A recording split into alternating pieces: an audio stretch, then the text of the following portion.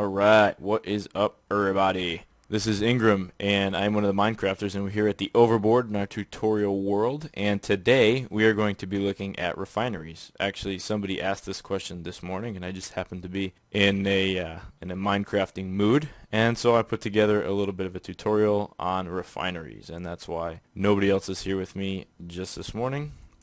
But let's go zipping past all of our other tutorials, and let's take a look at oil refineries. And this is going to tell you everything you need to know, or hopefully everything you need to know, about refining oil. Now, before we begin, we just got to go over a couple little things. This is going to be some conventions that we're going to use. The colors, I'm going to use white wool to indicate the path of oil, and I'm going to use yellow wool to indicate the path of fuel through the systems that we're going to be talking about today. And then anywhere that I've used a liquid duct with a redstone signal, either through a torch or through a lever, anywhere I've used that, you can replace that with a wooden waterproof pipe and a redstone engine. If that's the way you want to roll, then you can do that. But liquid ducts are infinitely more reliable than this stuff. They're faster, and they're a lot faster. You don't need an engine. You don't need to wait for anything to warm up. You just give it a signal and go. Also, liquid ducts are extremely difficult to see, so I typically will have placed them in front of either one of those colors of wool. And then the tools we're going to be using, I'm going to use a prototype Omni wrench exclusively. You can also use the wrench. That will work just as well. The prototype Omni wrench is an excellent investment. If you already hadn't made that, you're going to want to try. Alright, so we're going to look at a couple different things. We're going to start by looking at storage. Then we're going to do some gathering techniques. We're going to look at refining the oil that you've collected. We're going to look at storage again, and I'll explain why there's two storages. Then we're going to look at usage, and finally some troubleshooting. If you're doing anything with Buildcraft and the setup, refining, and anything, you're probably going to have some of those problems. So we'll try and look at what you're going to have before you have it.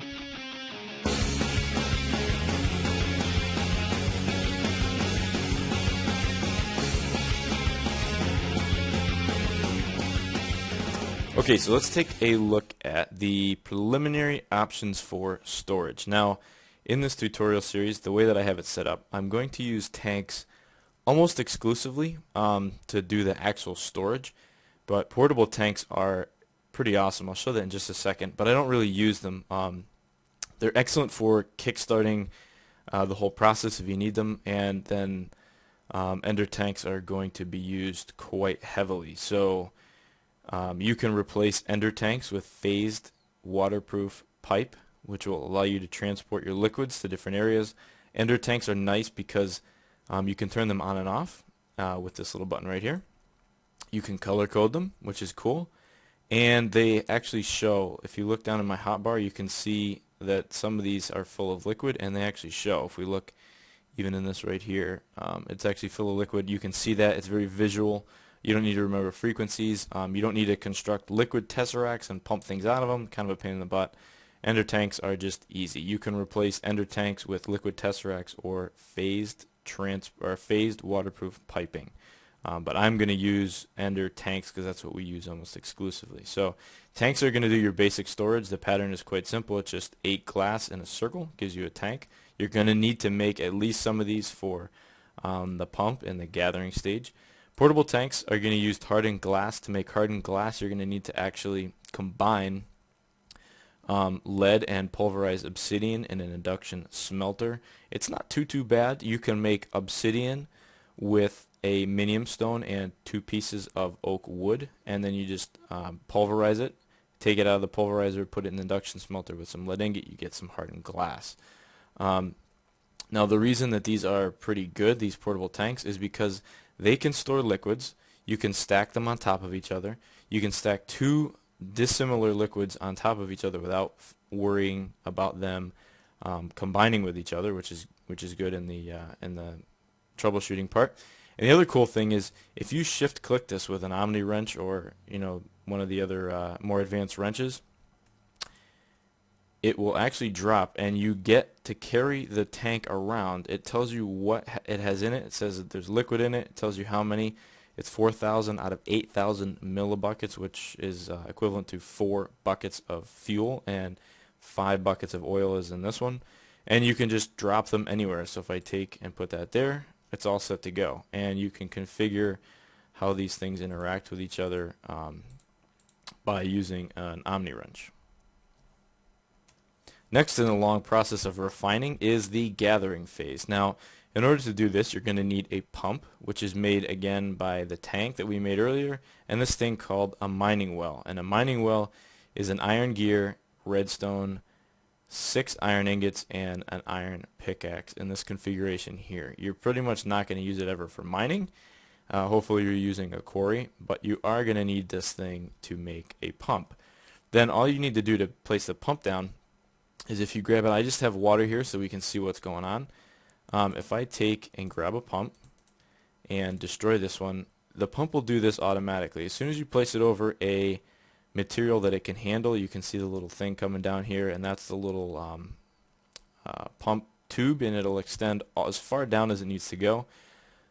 You don't want to actually pump water, you're going to pump oil, and for the demonstration here I wanted to just show what this thing looks like. Imagine this being oil and you're all set to go.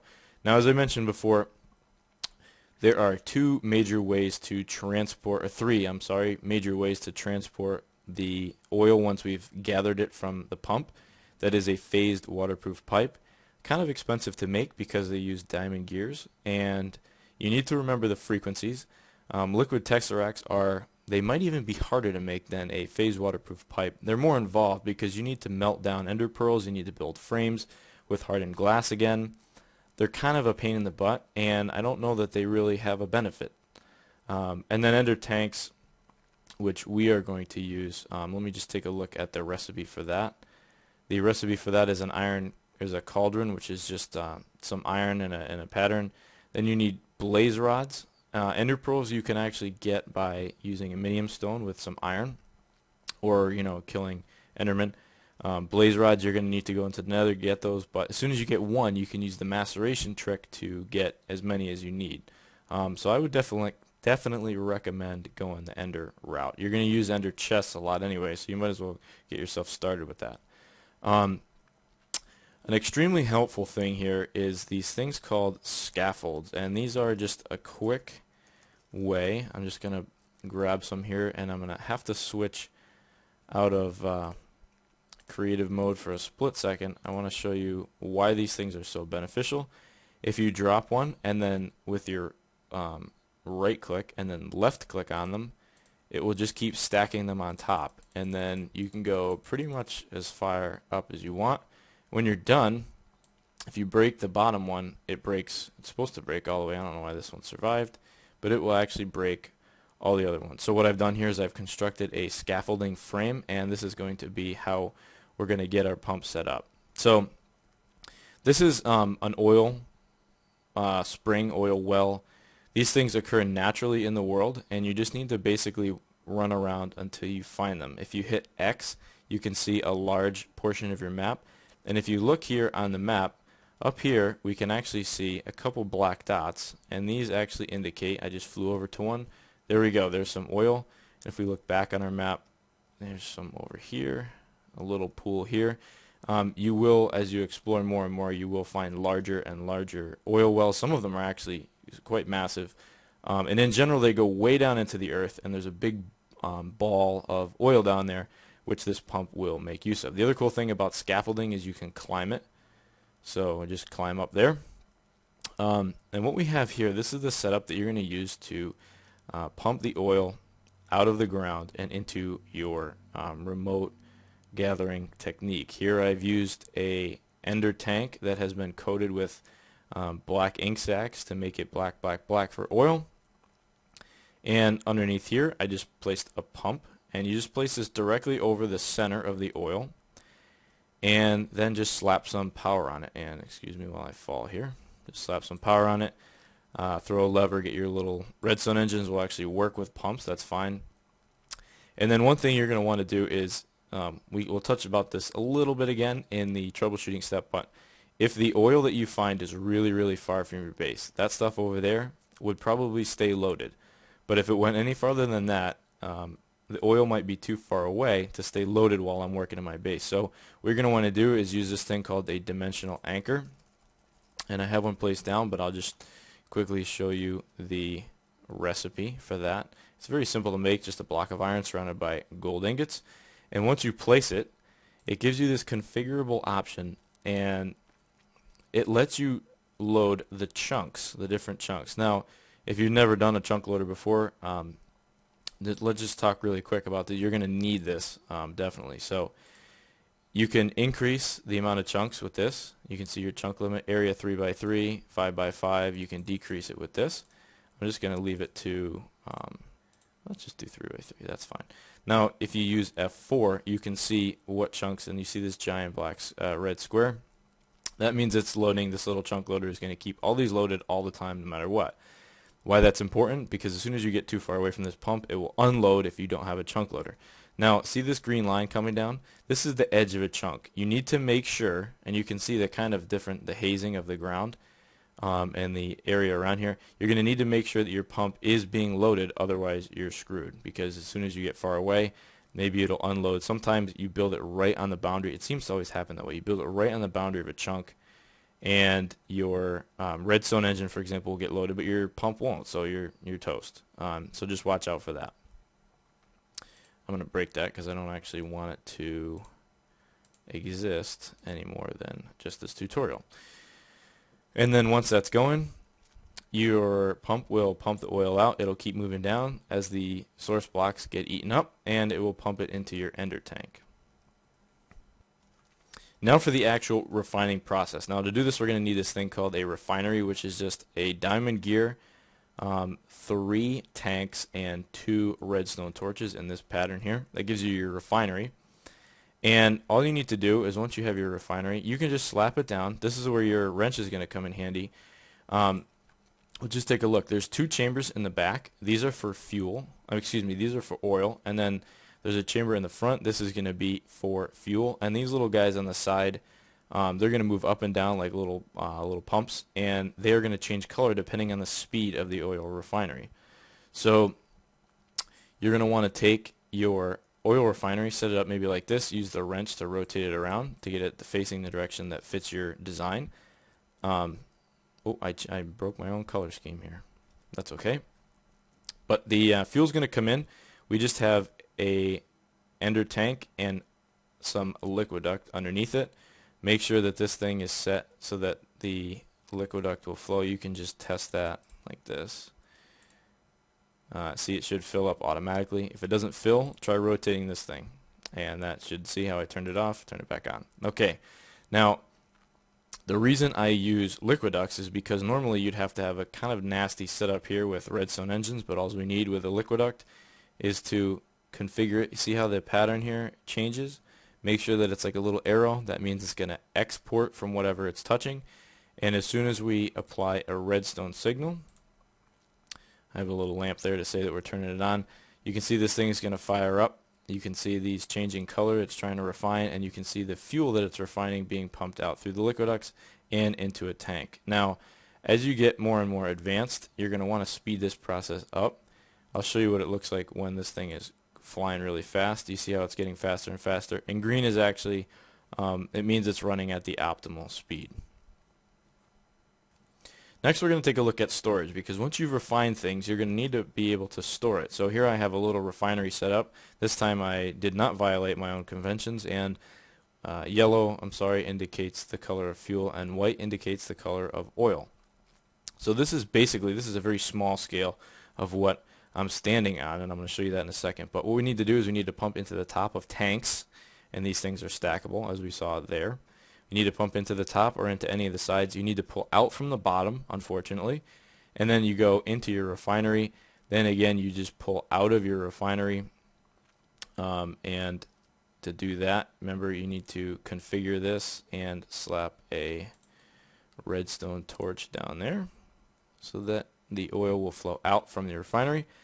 And then we're going to go into either the top or the side of a tank, and again, to use the fuel, we're going to need to pull out of the bottom. So this whole complicated mess is basically pumping fuel out into the top of the tank, and then this one's pulling it out of the bottom and actually rerouting it back into our color-coded ender tank for fuel. So this is a very small scale. This is the basic principle, but this is one below me that looks a little bit more legit, and this is going to actually be able to sustain your base for a lot longer. So if we take a look, we can see that the fuel or the oil is coming in from the pump. Remember, we set that up over there. It's coming in right here, and we can turn this on and off with a just a redstone signal. If you just watch, I'm going to watch this little dial right here when I turn the lever. See how it rotated? And as soon as it rotates, I'm sorry, I didn't mean to do it so fast. As soon as it rotates, the oil will flood through into these pipes and then down into the tanks below. Now, I'm actually going to break because I want to show you what's going on down here. Remember, your tanks can be stacked. They can be set up like this. Configure them at the bottom to have this little arrow, put the little redstone signal to power them. And then we're going to pump this up into the bottom of a refinery. Now, in lieu of setting up a bunch of combustion engines, I've just used this thing called a redstone energy cell. That's a tutorial unto its own self, so I'm not going to deal with that right now. And then we're going to pump oil into the refinery. I'm sorry that I keep getting those two mixed up. Then we're going to take this guy and pump fuel after it's been refined. We're going to pump that out, and that's going to, again, see the arrow, going to come through the liquid ducts and into the tops of these tanks. And then in order to get it out, again, same process as before, just a different liquid, arrow, redstone torch, fuel is going to come up and into the bottom of our coated ender tank. So if I turn this other part on here, I can stop flying for a second, turn this on, we can see that this thing's going to whir to life, and we can see it refining the oil that it's getting in, turning it into fuel, and pumping it into the rest of that. Okay, so that's your basic legitimate storage facility and refinery kind of all built into one. So now that you've refined this, what the deuce do you actually do with all that fuel? Well, the basic principle is you need to use fuel instead of oil, because fuel is, I think, 18 times more efficient. I might be getting my math wrong, but it is maybe 9, something like that. It's significantly more efficient to use fuel. Now what that means is if you have a combustion engine like this one over here, this one was just set up running lava, and if I just get rid of that so we can see, its output is 1 millijoule per tick on lava. On fuel, if we just grab a combustion engine and some oil, and I already have a bucket of fuel, we just slap that guy right there and we give him some oil. His output is going to be 6 millijoules per tick, but it's not going to be able to run for as long as if we were to give him fuel. It does, again, 6 millijoules per tick, but it'll run a lot longer on one bucket of fuel than it will on a bucket of oil. So that's why you refine it. I think it's 9 times as long. Don't necessarily quote me on that math, but it definitely is worth your while. So what this is a quick setup of a remote power core, and we've done a tutorial on that. But what I'm doing here is the fuel is coming in and it's being pumped out. I'm going to break this and drop down here. It's being pumped out using a liquid duct into the back of a bunch of combustion engines. And combustion engines need water to keep cool and fuel to run, so I have just an aqueous accumulator. These things do not need any power at all. They just need 2 adjacent water blocks, and they are good forever. Very good investment. And these are going to keep fuel and water in these combustion engines. Now, you can't actually place redstone wire on a combustion engine, so I just have some lamps here. This redstone signal will get shared between these two sides. Then I'm coming into a wooden conductive pipe, and then finally into a gold conductive pipe. And I realize this is not a remote power core tutorial, but this is going to come into your phased conductive pipe. And if we turn this thing on, I have it hooked up over here.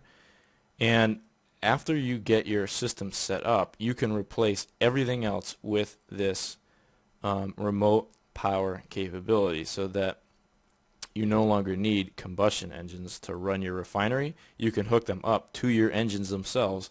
So your engines are basically going to power their own refinery. It's a little bit of a trickle. it's definitely renewable. It's not nothing really to worry about. So let me just turn this thing on. Let me show you how fast this thing builds up power. Look at that. These things explode when they get 1,000 millijoules of power in them. So if you put this in a loop, it'll prevent it from exploding. These are full to capacity, and we can see that this thing is going to refine. Now let me just give it a tank to actually put stuff in, and this thing will refine as soon as it gets oil.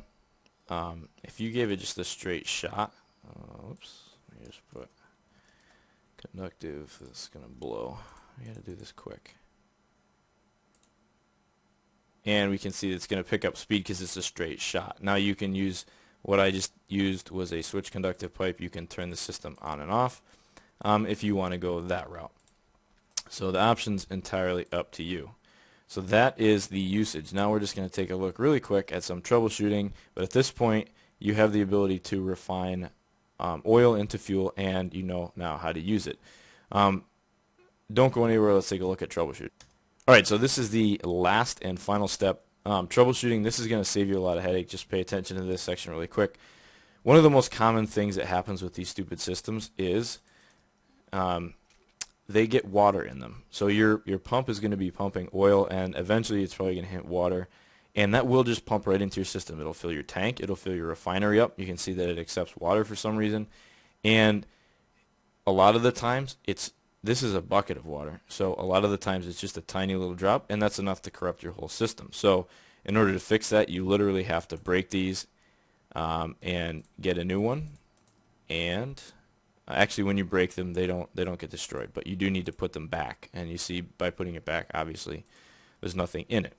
Now, if you've ever watched any of our videos before, you know that we absolutely hate manual intervention in any of our systems that we design. So breaking everything is clearly not the way to go. So to resolve that problem, we have invented, actually we didn't invent it, but we'll show you how to use this thing called a liquid router.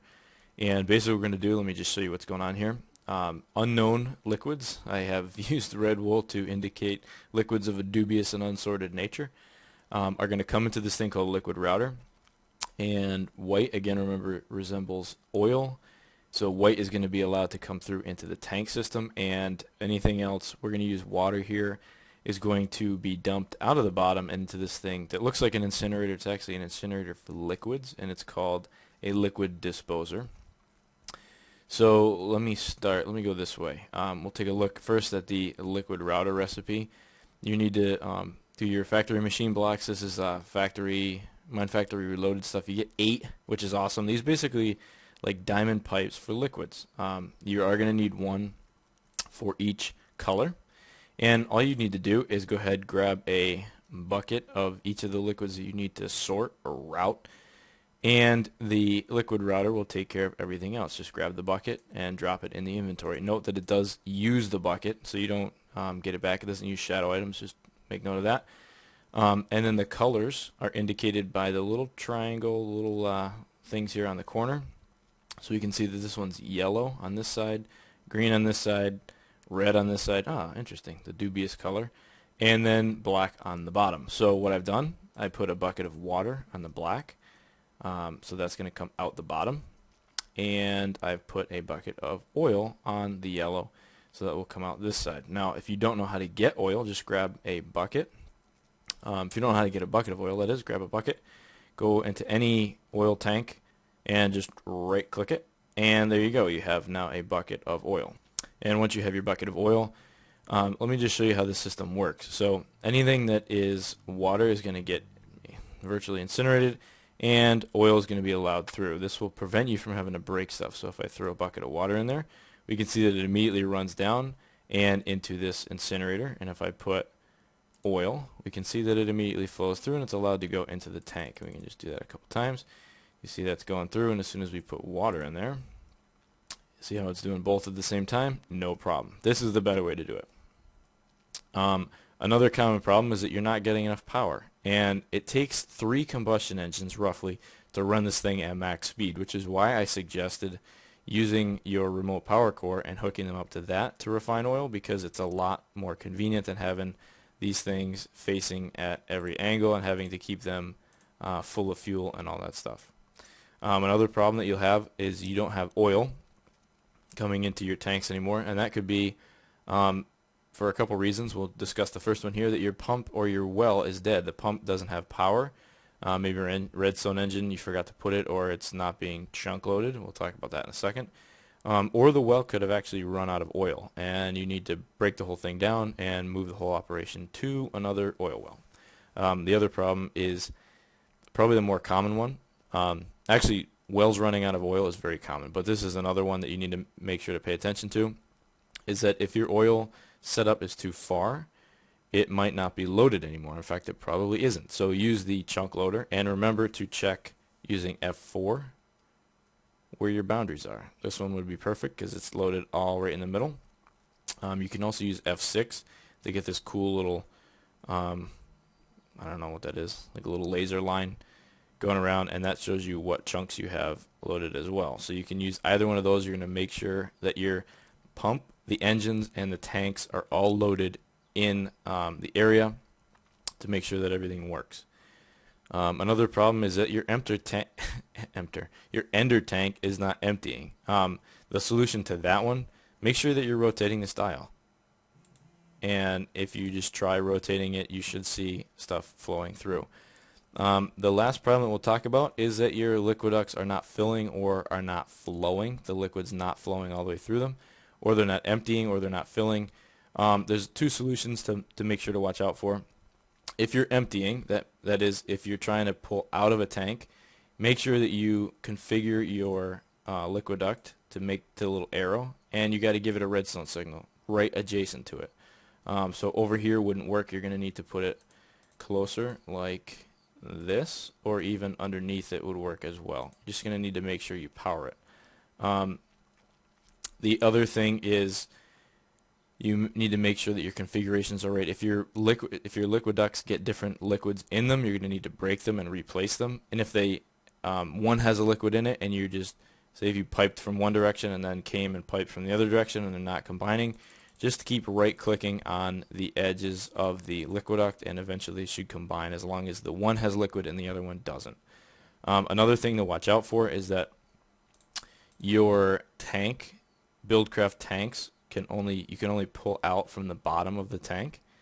You can put in anywhere, but you can only pull out from the bottom of the tank. So you're going to have to do something more like this to get stuff out, which kind of stinks. But that's, again, using liquid ducts kind of makes the whole situation a lot easier on the eyes and on the design. So hopefully those troubleshooting tips helped you. Hopefully this refinery tutorial helped you. We've had a lot of people ask for this, and figured that there's a lot of people that still don't know what's going on. So again, if you have any questions, please let us know in the comments. We shouldn't need to make another video about this, but if there's some major questions, make sure to check out this video as well for the remote power core. That's definitely going to help you out in your base and in your life. This is the, I believe, Mark 1. There are several other versions that we have made depending on your level of advancement in the game. So make sure to check those out. Hopefully this helped. Guys, thanks for watching, and as always, stay poised. So this thing is going to automatically that power question. Okay, so now